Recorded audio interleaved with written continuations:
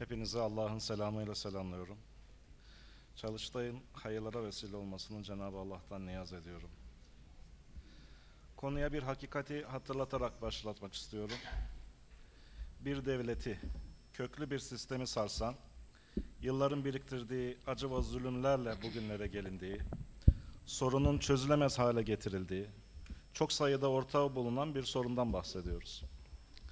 Hal böyle olunca, Müslümanların Kürt meselesine yaklaşımlarının da zaman zaman sağlıksız bir mecrada ilerleyebileceğini kabul etmek gerekir.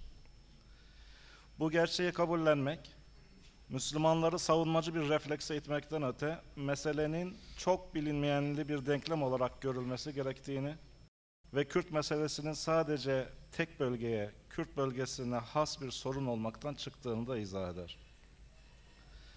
Kürt sorunu sadece bir terör sorunu değildir.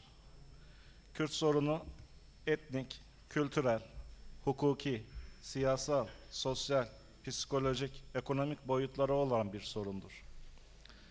PKK yokken de Kürt sorunu vardı. PKK tamamen yok edilse bile Kürtlerin talepleri her zaman var olacaktır. Sorunun kronik hale gelmesinin sebebi burada PKK'nın varlığı ile devlet baskısının bir araya gelmesi olmuştur.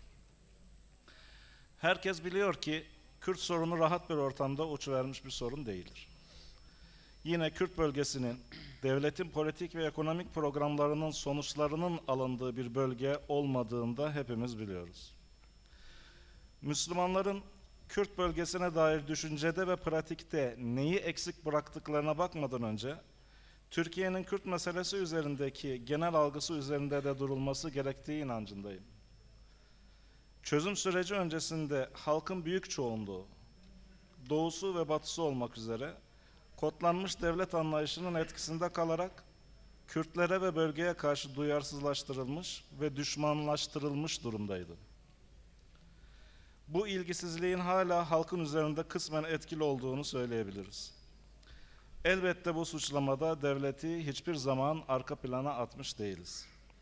Devletin Müslüman Kürt halkına, Kürt bölgesine karşı takındığı olumsuz durumun toplum üzerinde nasıl yankı bulduğunu ve bu toplumun farkında olmadan nasıl bir Kürt düşmanlığına itildiğini birçok örnekle hepimiz karşı karşıya kalmışızdır.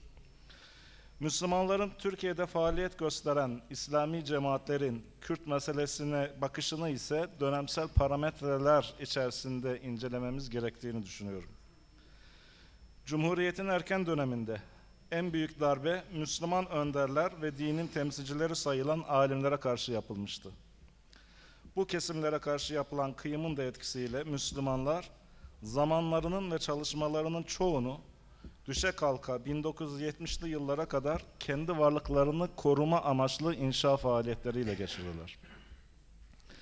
1980'li yıllara kadar Kürt meselesi Türkiye genelinden izole bir biçimde büyürken, Müslümanlar da bu yıllara kadar kendi varlık problemleriyle baş etmek zorunda kalmışlardır. Müslümanlar ve İslami cemaatler otomatiğe bağlanan ihtilallerden nasiplerini almış ve varlık sebeplerini muhafaza, yakın çevresini koruma amaçlı çalışmalarla yıllarını geçirmek zorunda kalmışlardır. Kürtler kadar Müslüman yapılanmaların varlığından da rahatsız olan Cumhuriyet düzeni, ceberrut politikalarıyla İslami hareketlere açık tavır almış ve hayat imkanı bırakmamıştır. Hal böyle olunca da Müslüman cemaatler dışarıya açılma, toplumsallaşma, hak ihlallerinin savunucusu olma pozisyonundan daha çok, kendi varlıklarını muhafaza politikaları geliştirmeye yoğunlaştırmıştır. Bu durum sadece Kürt meselesinin değil, ülkedeki diğer asli problemlere çözüm getirme ve çözümün öncülüğünü yapma isteğinin de önüne geçmiştir. Kürt sorununa dair çözüm arayışlarında en zayıf kalan kesimin Müslüman cemaat ve gruplar olduğu, bölgeye dönük eleştirilerden çok realiteye yansıtmaktadır.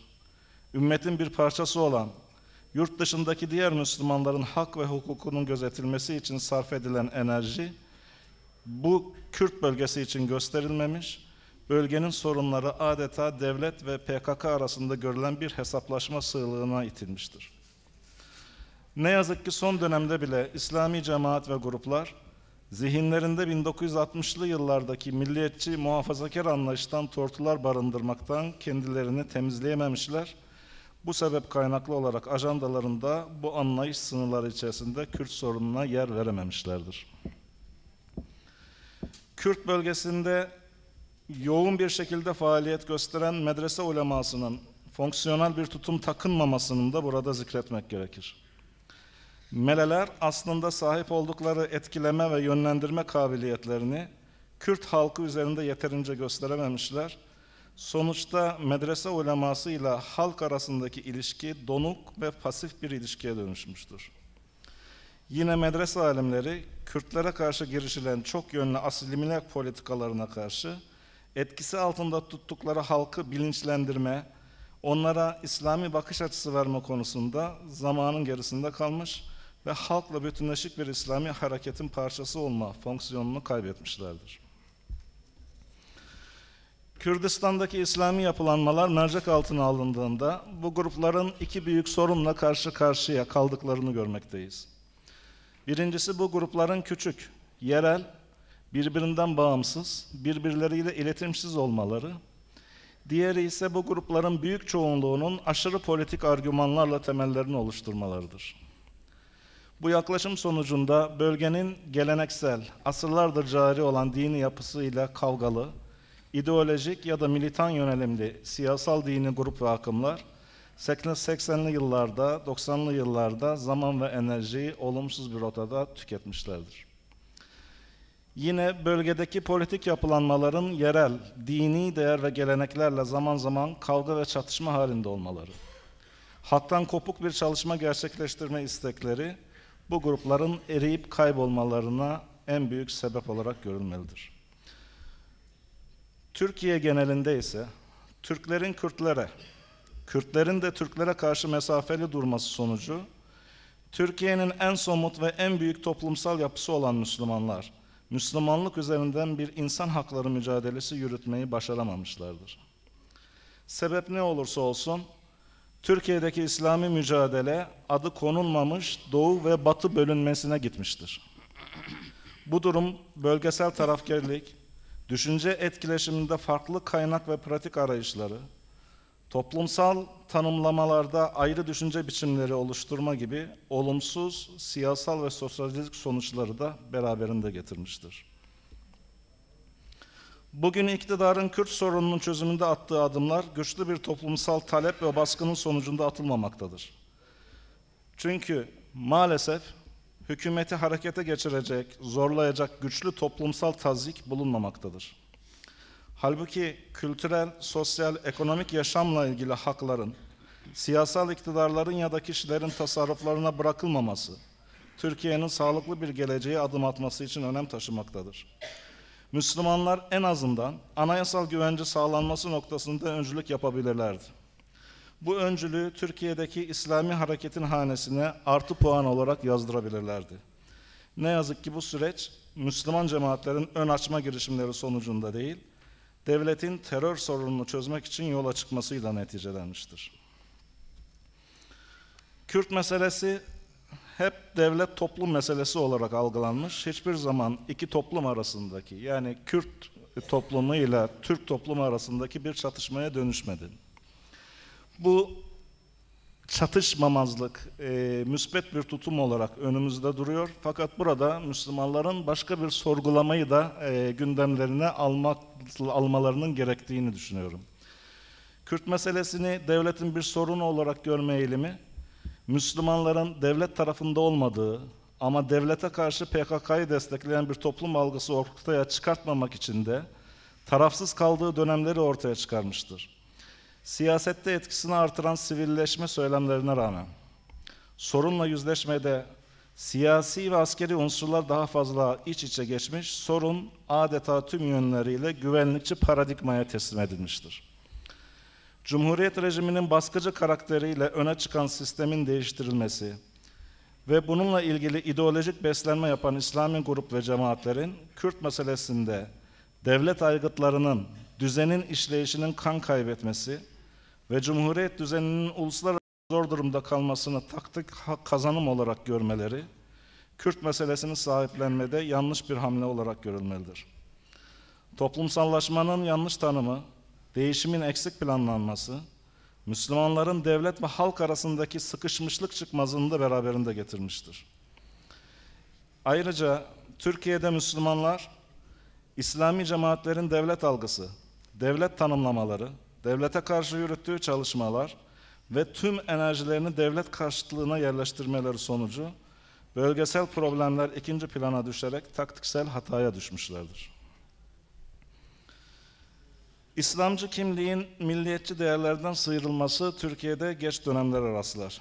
Türkçülük, milliyetçi mukaddesatçılık gibi kavramlardan ümmet bilincine evreden evreye geçerek gelmiş Türkiye'li İslamcılık, ümmet bilincine ve Müslümanların tümünü sahiplenen evrensel inanca sahip olduğunda Kürt sorunu çoktan derin bir yara haline gelmişti. Bu aşamadan sonra devlet ve örgüt arasında kalan Kürt halkına İslam kimliğinin yeniden sunulması da yeterli bir karşılık bulamadı. Kürtlerin İslamcılar tarafından tamamen kendi kaderine bırakıldığını düşünmek insafsızlık olacaktır. Ancak İslamcıların kendi mekanlarına turist gözüyle bakmaktan öteye politika geliştirememeleri, bölgedeki ezilmişlik, asimile, yok etme politikalarına karşı Kürt halkına uzanan kuvvetli bir el olamamaları da Türkiye'deki Müslümanların Kürt sorununa karşı gösterdikleri eğilimin zayıflığını ortaya koymaktadır. Bu bağlamda İslamcıların Kürt meselesiyle ilgili proje yoksun olduklarını rahatlıkla söyleyebiliriz. İslamcılar birçok konuda olduğu gibi Kürt sorununun çözümü konusunda da herkesin kulak kabartacağı bir projeye sahip değildir. Proje ortaya koymaya çalışanlar da etkileşim içerisinde kalmışlar, özgün projeler geliştirememişlerdir. Kürt sorununa yaklaşımda İslamcıların ortaya koydukları projelerin yansımasının devletin ortaya koyduğu projeksiyondan daha geride kalması herkesin şahitliği önündedir. Türkiye'deki cemaatlerin devlet örgüt polemiğine girmeden Kürt halkına hizmet etmek için ortak alan oluşturamamalarında İslamcılığın bir handikapı olarak görmek gerekir.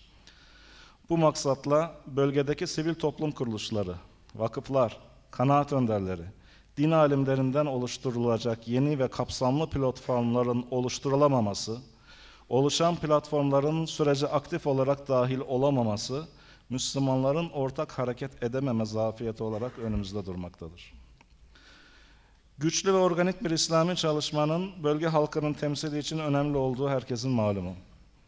Kürt sorunu özelinde silahlı çatışma, olağanüstü hal ve antidemokratik yasalar nedeniyle uzun yıllar siyaset yapmaktan ve temsil edilmekten mahrum bırakılan Müslüman Kürt halkının seslerini hem politik alanda duyuramamaları hem de duyarlı bir mesaj haline getirememeleri, sonuçta Kürt halkının mesajlarının İslami temsille gün ışığına çıkamaması sonucunu doğurmuştur.